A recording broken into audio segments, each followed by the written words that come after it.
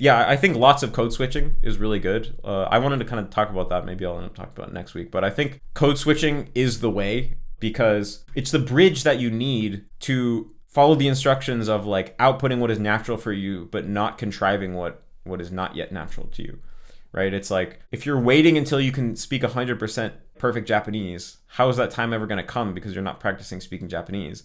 But if you force yourself from today to only speak pure Japanese, then obviously there's going to be a lot of things you can't properly say yet. And so then you're going to be forcing output and it's going to have negative effects.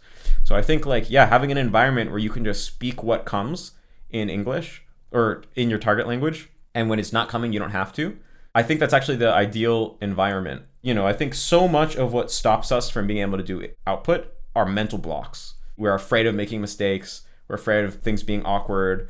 We're afraid of making bad habits and things like that. And all these mental blocks are really the biggest barrier.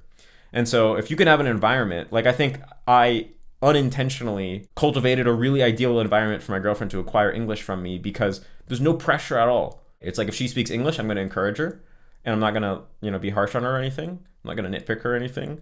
And if she just speaks Japanese, it's going to be normal. So because of that total like stress-free, mental block-free environment, it can really just flow naturally like it does for a child.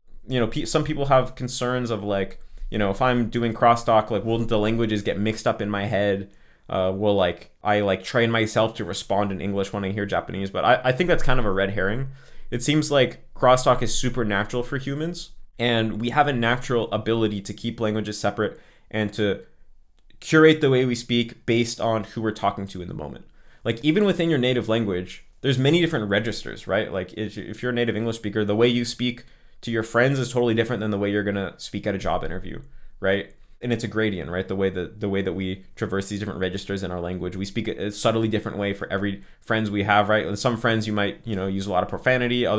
Maybe other friends are not quite as much. You have inside jokes. So like our brain is naturally good at separating language into different contexts. That's true even in our native language, and it's true across languages.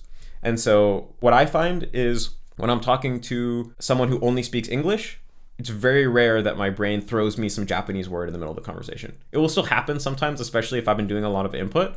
But for the most part, it's not hard to largely stay in English. And the same thing with Japanese. If I'm talking to someone that doesn't speak any English, generally I'm not tempted to speak Japanese. For the most part, my brain will just give me Japanese.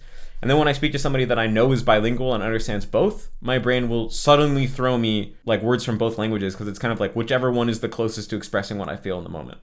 And so, yeah, like when you're doing crosstalk, you're going to be in that middle mode of kind of like, both languages are going to be activated at the same time. But that's not going to inhibit your ability to use one or the other, right? When you go and actually meet a Japanese person that doesn't speak English, I don't think it's going to be hard for your brain to go into only Japanese mode. You probably want to practice only speaking Japanese as well once you get further into the input process, right? You don't want to only do crosstalk exclusively. But I think the benefits of cultivating a completely stress-free environment where you can just speak when it comes and not speak when it doesn't, the benefits of that are going to greatly outweigh any potential minor side effects of like you're cross-switching and so you don't cultivate the ability to strictly stay in one language.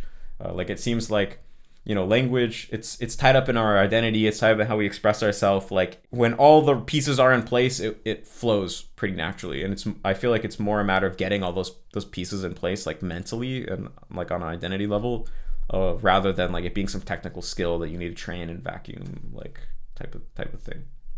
Although there's some aspect of that too.